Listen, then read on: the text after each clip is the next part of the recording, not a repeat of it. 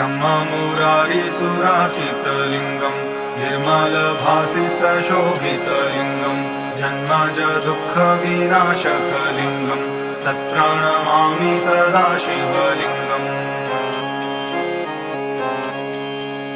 देवमुनिप्रवराजितलिङ्गम् कामदहमकरुणाकरलिङ्गम् रावणदर्पविनाशनलिङ्गम् तत्प्रणमामि सदा शिवलिङ्गम्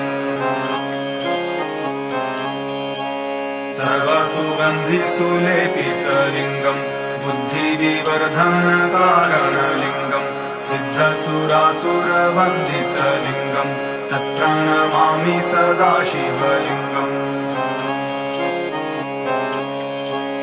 कनकमहामणिभूषितलिङ्गम् फणिपतिवेष्टितशोभितलिङ्गम् रक्षसुयज्ञविनाशनलिङ्गम् तत्प्रणमामि सदा शिवलिङ्गम्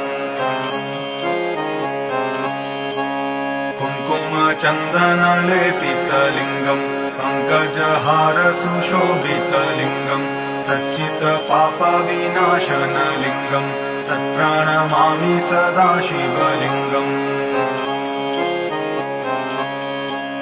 देवगणार्चितसेवितलिङ्गम् भावैर्भक्तिभिरेव च लिङ्गम् दिनकरकोटिप्रभाकरलिङ्गम् तत्प्रणमामि सदा शिवलिङ्गम् अष्टदलोपरिवेष्टितलिङ्गम् सर्वसमुद्भवकारणलिङ्गम् अष्टदरिद्रविनाशितलिङ्गम् तत्प्रणमामि सदा शिवलिङ्गम्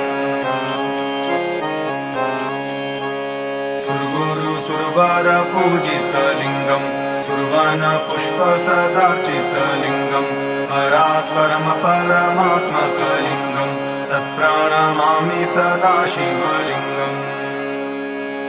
लिङ्गाष्टकमिदम् पुण्यं यः पठेत् शिवसन्निधौ शिवलोकमवाप्नोति शिवेन सह मोदते।